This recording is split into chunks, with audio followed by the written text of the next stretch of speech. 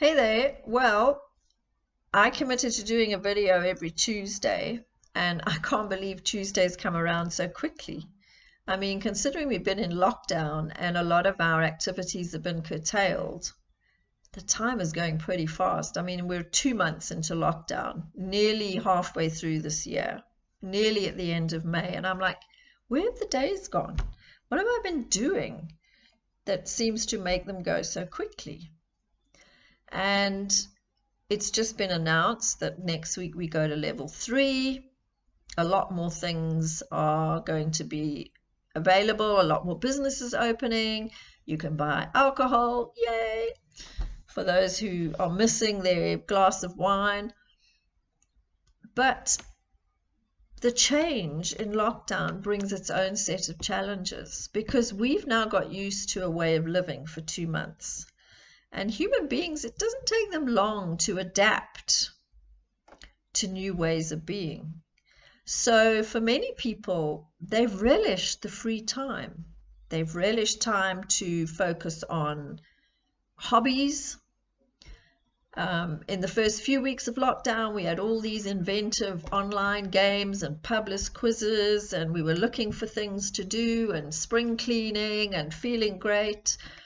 Those with children, yes, for some it was a challenge having them home all day, every day. You've got to feed them and entertain them, and then now with homeschooling them.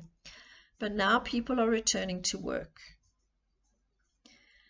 And there is still the uncertainty for many people, many businesses, the economy. But what I've been seeing in my clients and in my friends is this change and this going back to the way things sort of were is also bringing up a lot of issues. Because for many people, the reality is they don't want to go back to the way things were. Because what they've realized in lockdown, well, while they've been away from those normal pressured lives, is they actually like the way it is now. They like that freedom. Maybe ideas have bubbled up for businesses or new ways of living or giving up certain things. And it's very important to pay attention to those because your inner self, your inner power, or your higher self, if you want to call it that, that knows your truth. What happens is we don't trust that. We don't trust our own inner guidance. So we don't want to listen to it. But if you are waking up in the morning, as Martha Beck has such a brilliant way of describing it, chains on or chains off.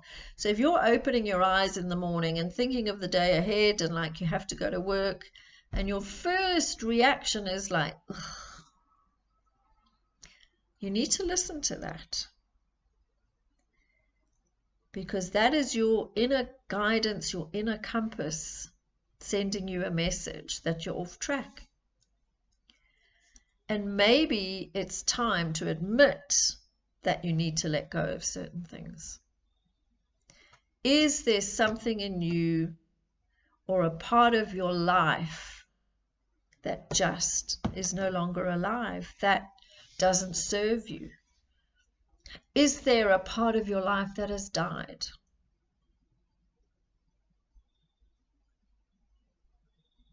And if you know in your heart of hearts that your answer to that question is yes, then I really invite you to sit with that and see what you can do to make the changes that you need to make, because there is nothing more soul destroying than living a life that doesn't fulfill you. And as scary as the changes are that you may face, in the long run it is really worth it. And I've just finished the last session of a 2-day, well, it was supposed to be a 2-day workshop, community building workshop through PFP, and we had it virtually online over 4 sessions. But one of the facilitators shared with us that he had a very good job running an NGO. Good security, good package, but it didn't fulfill him. And he made the decision to leave and to join PFP. And he said, in spite of the fact that materially things changed for him, he said every day he wakes up excited and ready for life and everything that it brings. And he said it's the best move that he ever made. And he said every part of his being just said yes when he made the choice to move. So my question to you tonight is, what do you need to say yes to? And what do you need to let go of? Because lockdown has brought many of us to that point of really doing some deep soul searching. And I encourage you to allow that soul searching. I encourage you to make that time, because you can only do it when you are quiet. Your soul searching, your answers are not going to come when you're busy with your nose stuck in your phone or watching Netflix. But this knows, your heart knows the way. And if you're really struggling with that, reach out to me. It's what I do. It's what my purpose is, actually. But just sit with that. What do you, at this time of massive transformation on our planet, need to say yes to? And what no longer fulfills you? What do you need to say no to?